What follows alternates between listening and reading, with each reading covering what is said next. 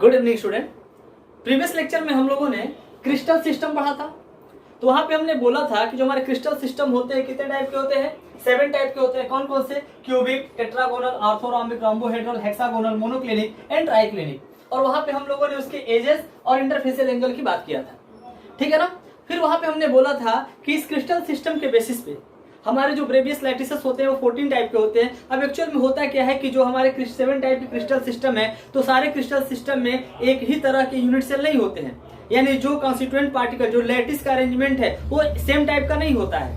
उसमें होता क्या है, ध्यान देना। जो हमारा क्यूबिक आपका क्रिस्टल सिस्टम है, इसमें 3 टाइप्स के यूनिट सेल देखने को मिलते हैं। टेट्रागोनल में 2 टाइप के यूनिट सेल देखने को मिलेंगे, ऑर्थोरॉम्बिक में 4 टाइप के, रोम्बोहेड्रल में 1 टाइप के और हेक्सागोनल में भी 1 टाइप के आपको यूनिट सेल देखने को मिलते हैं। मोनोक्लिनिक में 2 टाइप के और ट्राइक्लिनिक में 1 टाइप के आपका यूनिट सेल देखने को मिलते हैं। इस तरह से कुल टोटल हमारे पास 14 टाइप के आपके यूनिट सेल देखने को मिलते हैं, जिसको हम क्या बोलते हैं? ब्रेवियस लैटिसेस बोलते हैं। अब बच्चों ध्यान दो, ब्रेवियस लैटिसेस पढ़ने से पहले हम क्या पढ़ेंगे? Type of unit cell and number of particle contribute in unit cell. तो आओ इसको देखते हैं। तो टाइप ऑफ यूनिट सेल अगर हम की बात करें तो यूनिट सेल को मेनली हम 2 कैटेगरी में कैटेगराइज करते हैं। तो इसको आप लिख सकते हैं unit cell divided into 2 main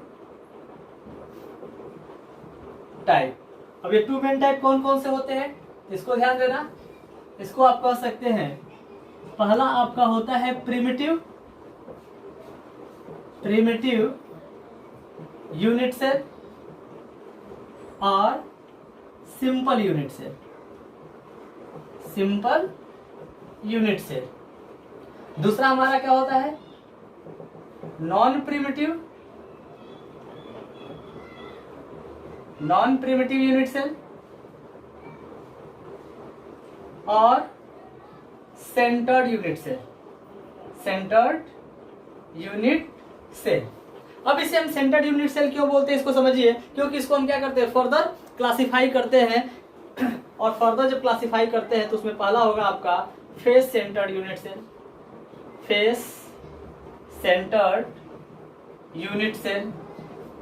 second आपका होता है बॉडी सेंटर्ड यूनिट सेल।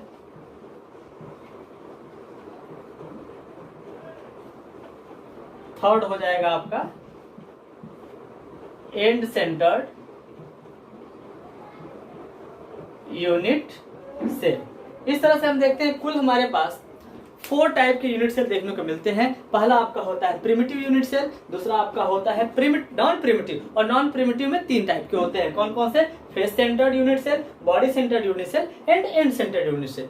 अब हम ध्यान देना, अब हम यहाँ पे स्टार्ट करेंगे एक बार एक करके प्रिमिटिव यूनिट सेल और नॉन प्रिमिटिव यूनिट सेल जो होते हैं उनके हम टाइप्स देखेंगे और उनमें नंबर ऑफ पार्टिकल का कंट्रीब्यूशन देखेंगे। तो आओ देखते हैं अपना। तो कॉर्नर पे कंट्रीब्यूशन कितने का है? 1/8 का है। तो अगर कॉर्नर पे कंट्रीब्यूशन 1/8 का है तो ये यूनिट सेल के अंदर टोटल नंबर ऑफ कॉर्नर कितने हैं? 8 हैं। और एक कॉर्नर पे एक एटम का जो कंट्रीब्यूशन है उस यूनिट सेल के अंदर वो 1/8 है। तो 8 एटम मिलके कुल कंट्रीब्यूशन कितना होगा उस यूनिट सेल के अंदर? तो आप उसको देखते हैं। तो अगर हम बात करें Z equal to total number of corners 8 है और एक कॉर्नर पे कंट्रीब्यूशन है 1/8 का, तो कितना हो जाएगा? 1। यानी कि एक यूनिट सेल के अंदर 8 कॉर्नर पे जितने भी एटम प्रेजेंट हैं सबके कंट्रीब्यूशन को मिला दें तो सिर्फ एक ही यूनिट, ध्यान देना, एक यूनिट आपका जो कॉन्स्टिट्यूएंट होता है वो एक यूनिट सेल के अंदर प्रेजेंट होता है, ठीक है ना। तो नेक्स्ट अब हम बात करें नॉन प्रिमिटिव टाइप का। तो नॉन प्रिमिटिव टाइप को देखते हैं। तो बच्चों अगर हम सेकेंड टाइप का अपना हम यूनिट सेल बात करें कि जो हमारा होता है नॉन प्रिमिटिव यूनिट सेल और सेंटर्ड यूनिट सेल, तो इसमें ध्यान देना, इसमें यह कहता है कि जो हमारा कॉन्स्टिट्यूएंट पार्टिकल है वो सिर्फ कॉर्नर पे ही नहीं प्रेजेंट होगा। ध्यान देना, जो कॉन्स्टिट्यूएंट पार्टिकल्स हैं वो सिर्फ कॉर्नर पे ही नहीं प्रेजेंट होंगे, वे ध्यान देना कि जो हमारा यूनिट सेल है उसके अलग अलग और पोजीशंस होते हैं, उन पे भी प्रेजेंट होते हैं। जैसे अब कौन कौन से पोजीशन होते हैं तो ध्यान देना, एक यूनिट सेल के अंदर अगर एक क्यूब को आप देखेंगे तो उसमें कॉर्नर तो होगा ही होगा, कॉर्नर के साथ क्या होगा, फेसेस होंगे। जैसे मान लो इस रूम के अंदर आप बैठे हैं तो आपने कॉर्नर तो 8 काउंट कर लिया, 1 2 3 4 5 6 7 8। अब फेस की अगर हम बात करें तो फेस क्या है, जब जो दीवारें हैं चारों तरफ की उनको मान लो फेस, तो एक दीवार 2 3 4, एक नीचे का फ्लोर 5 और ऊपर की छत 6, यानी फेस कितने हो गए, 6 हो गए। इसी तरह हमारे पास और क्या होता है, बॉडी सेंटर की बात करते हैं। तो बॉडी सेंटर तो मान लो एक क्यूब है तो सेंटर तो एक ही होगा ना, इसके बीचों बीच, रूम के बीचों बीच में हमारा एक सेंटर होगा, ठीक है ना। इसके बाद एज होते हैं, तो एज हमारा ध्यान देना, तो आप देखते हैं ना कि किसी अगर कोई क्यूब लोगे तो उसमें आप देखेंगे उसके एजेस भी होते हैं, कुल 12 एज होते हैं। तो इस तरह से अगर हम बात करें, ध्यान देना, नॉन प्रिमिटिव टाइप जो हमारा यूनिट सेल होता है, इसको सेंटर्ड यूनिट सेल बोलते हैं। इसमें कह रहा है in this unit cell constituent particles are located not only at corner, सिर्फ कॉर्नर पे ही नहीं होते हैं, but also at some other position, यानी कुछ अदर पोजीशन पे भी लोकेटेड होते हैं। लाइक जैसे फेस सेंटर्ड यानी फेस पे होते हैं, बॉडी सेंटर्ड यानी सेंटर में होते हैं, एंड एजेज, और जो एज होते हैं वहां भी प्रेजेंट होते हैं। अब ध्यान देना, यहाँ पे जो हमारे पास पॉइंट्स हैं, ध्यान देना यहाँ पे जो पॉइंट है और उनका कितना कंट्रीब्यूशन होता है यूनिट सेल के अंदर, उसको थोड़ा समझ लो। यहाँ पे देखो टाइप ऑफ लैटिस पॉइंट। अब ध्यान देना, लैटिस पॉइंट क्या होता है मालूम है ना, atom site occupied by constituent particle, यानी कॉन्स्टिट्यूएंट पार्टिकल को हम कहाँ रखे हैं, तो कहाँ रखे हैं, जो कॉर्नर पे रखे हुए हमारे पास जो कॉन्स्टिट्यूएंट पार्टिकल है, एटम आयन मॉलिक्यूल, उनका यूनिट सेल के अंदर जो कंट्रीब्यूशन होता है 1/8 का होता है, पार्टिकल एटम या आयन होगा। जो फेस सेंटर पे होगा, तो फेस में ध्यान देना, अगर इस दीवार के बीचों बीच में एक हम बॉल को रखेंगे तो बॉल का आधा हिस्सा इस रूम में कंट्रीब्यूट होगा, आधा हिस्सा इसके पीछे वाले रूम में कंट्रीब्यूट होगा, यानी 1/2 का, आधे का कंट्रीब्यूशन होगा तो 1/2 का होता है। फिर कह रहा है बॉडी सेंटर का, तो बॉडी सेंटर भाई देखो सेंटर है ना, तो रूम के बीचों बीच में होगा, यानी क्यूब के बीचों बीच में होगा, तो पूरा का पूरा, ध्यान देना, पूरा का पूरा एक एटम जो होगा उसका पूरा कंट्रीब्यूशन उस यूनिट सेल के अंदर होगा, यानी यहाँ पे 1/8 पार्टिकल एटम या आयन का कंट्रीब्यूशन होता है। उसके बाद एज की बात कर रहे हैं, तो एज का जो कंट्रीब्यूशन होता है 1/4 का होता है, ठीक है ना। तो जो हमारा फर्स्ट टाइप का सेंटर्ड यूनिट सेल होता है वो होता है फेस सेंटर्ड यूनिट सेल। अब ध्यान देना, फेस सेंटर्ड यूनिट सेल में क्या होते हैं, जो कॉन्स्टिट्यूएंट पार्टिकल होते हैं वे कॉर्नर्स पे प्रेजेंट होते हैं और जो 6 फेसेस होते हैं वहां पे प्रेजेंट होते हैं। तो इसको लिख सकते हैं in this unit cell corner as well as faces are occupied by constituent particle, यानी कॉर्नर और फेस दोनों जगह पे हमारे क्या होते हैं, कॉन्स्टिट्यूएंट पार्टिकल्स होते हैं। एग्जाम्पल हम बात करें face centred cubic unit cell लेते हैं, यानी इसी को FCC भी हम बोलते हैं, face centred cubic unit cell की अगर हम बात करें तो यहाँ पे ध्यान देना, देखो जो कंट्रीब्यूशन आपको देखने को मिलेगा कॉर्नर और फेस का, तो कॉर्नर पे हम 8 एटम रखेंगे, 8 कॉर्नर है। बच्चों एक बात यहाँ पे ध्यान देना, ये जो हम एटम के बीच में गैप दिखा रहे हैं ना, ये गैप होता नहीं है, समझने के लिए बस ऐसे हम दूर दूर लिख रहे हैं। ये एटम एक दूसरे से क्या होते हैं, टच में होते हैं, जुड़े होते हैं, क्योंकि आप जानते हैं जो क्रिस्टलाइन सॉलिड होता है उनका ऑर्डर अरेंजमेंट होता है, क्लोज पैकिंग होती है, ठीक है ना। तो क्लोज पैकिंग है तो इंटरमॉलिक्यूलर जो डिस्टेंस होगा, स्पेसेस होते हैं वो नेग्लिजिबल होते हैं, न के बराबर होते हैं, ठीक है ना। और यहाँ पे कंट्रीब्यूशन कितना का होता है, कॉर्नर पे 1/8 का होता है। अब कह रहा है फेस की बात आ रही है, तो फेस में देखो अगर हम कहें एक तो ये हो गया, एक दूसरा फेस ये हो गया, तीसरा फेस ये हो गया, चौथा फेस तो ये हो गया। लेकिन अब क्या बात है कि इसको हम 3D में एज्यूम कर रहे हैं, लेकिन यहाँ पे हम लिख रहे हैं तो 2D हो रहा है। तो अब समझो किसी एक फेस पे अगर दिखाओगे तो इसके पीछे वाला फेस क्या होगा, उसके एटम नहीं दिखेंगे। तो कोई बात नहीं, यहाँ पे हम अगर बात करें, यहाँ पे अगर हम दिखा रहे हैं तो एक इसके जस्ट पीछे होगा, उसको हम लिख भी सकते हैं, चाहे तो यहाँ पे ड्रॉ कर दें, और नहीं भी करेंगे तब भी उसके पीछे क्या होगा, क्योंकि एक दीवार है उसके ठीक पीछे दीवार है, तो सामने अगर एक रख दिए फेस पे तो पीछे वाला नहीं दिखेगा, क्योंकि आपका इमेजिनेशन जो है 3D में है और यहाँ पे वर्क जो रहा आपका जो प्लेन जो है ये 2D है। तो कोई बात नहीं, यहाँ पे ध्यान देना, फेस जो हमारे होते हैं वो 6 होते हैं, 6 पे आइटम रख दीजिए। एक फेस पे आपका जो कंट्रीब्यूशन होता है 1/2 का होता है, तो ध्यान देना यहाँ पे फेस का कंट्रीब्यूशन जो है 1/2 है। तो अगर हम टोटल नंबर का अगर कंट्रीब्यूशन की बात करें, देखो कॉर्नर जहां जहां पे होगा वहां पे कितना होगा, 1/8 का कंट्रीब्यूशन हो जाएगा, 1/8 का हो गया, यहाँ पे 1/8, और जो फेस है यहाँ पे 1/2 हो जाएगा। जितने फेस है, फेस पे कंट्रीब्यूशन 1/2 का हो जाएगा, यहाँ पे 1/2 का हो जाएगा। तो अब टोटल कॉर्नर हमारे हुए 8, टोटल फेस हुए 6, कंट्रीब्यूशन हमें पता है तो हम नंबर ऑफ पार्टिकल्स कैलकुलेट कर सकते हैं। नंबर ऑफ पार्टिकल कंट्रीब्यूटेड जो है वो क्या हो जाएगा, ध्यान देना, 8 इंटू 1/8,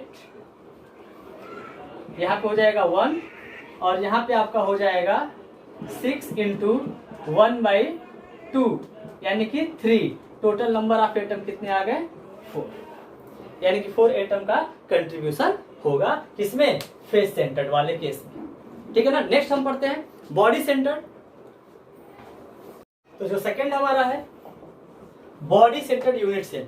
तो बॉडी सेंटर्ड यूनिट सेल में क्या होता है कि जो हमारे कॉन्स्टिट्यूएंट पार्टिकल होते हैं या जो लैटिस पॉइंट होता है वो कहाँ कहाँ पे होते हैं, वो ध्यान देना, जो कॉन्स्टिट्यूएंट पार्टिकल होंगे वो 8 कॉर्नर्स पे होंगे, और जैसा कि इसका नाम है बॉडी सेंटर्ड, और एक कहाँ पे होगा, सेंटर में होगा। तो आपने लिखा है कि in this unit cell corners as well as centre of unit cell occupied by constituent particle. अब body centre cubic unit cell का एग्जाम्पल भी हम देख लेते हैं यहाँ पे। अगर एग्जाम्पल की हम बात करें तो आप एक क्यूब बनाओ,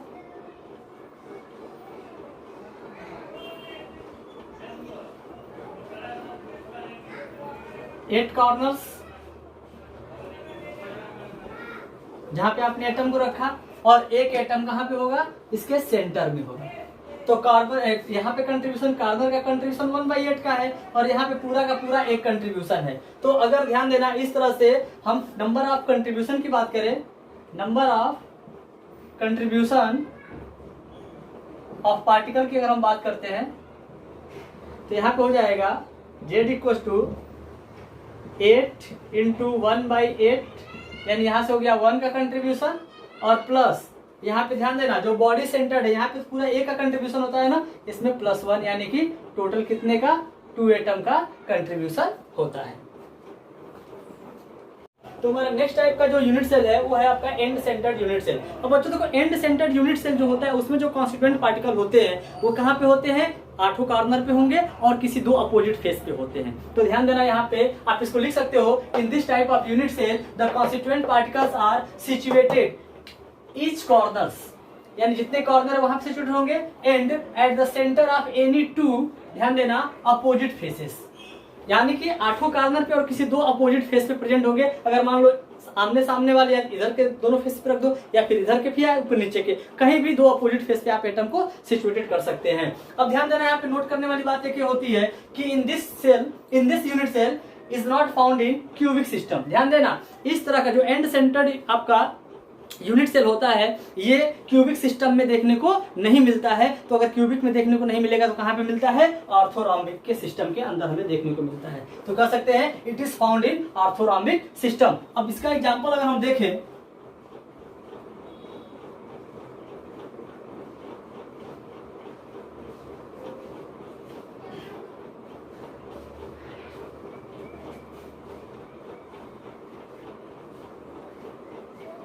इसका एग्जाम्पल अगर हम बनाते हैं ऑर्थोरॉम्बिक का, तो यहाँ पे हम कह सकते हैं इसके कॉर्नर्स पे एटम होंगे, 4 ऊपर हो गए, 4 नीचे, कुल 8 कॉर्नर हो गया, और किसी 2 अपोजिट फेस पे, ध्यान देना, किसी 2 अपोजिट फेस पे क्या हो जाएगा, आपके एटम सिचुएटेड होंगे। तो यहाँ पे ध्यान देना, कॉर्नर पे हमको मालूम है 1/8 का कंट्रीब्यूशन है, कॉर्नर पे कंट्रीब्यूशन कितने का है, 1/8 का,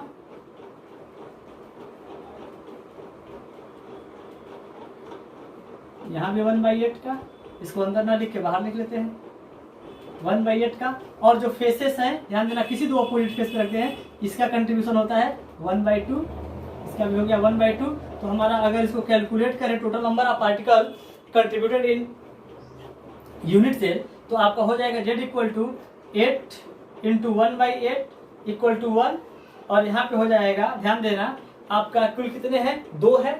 तो फेस का जो कंट्रीब्यूशन होगा वो हमारा होगा 2 इंटू 1/2 = 1, यानी टोटल नंबर ऑफ पार्टिकल जो होंगे वो कितने होंगे, 2। तो इस तरह से हमारा एंड सेंटर्ड यूनिट सेल के अंदर total number of particle contribution कितना आया, 2। ठीक है ना। अब नेक्स्ट वीडियो लेक्चर में हम इसके आगे डिस्कस करेंगे। Thank you.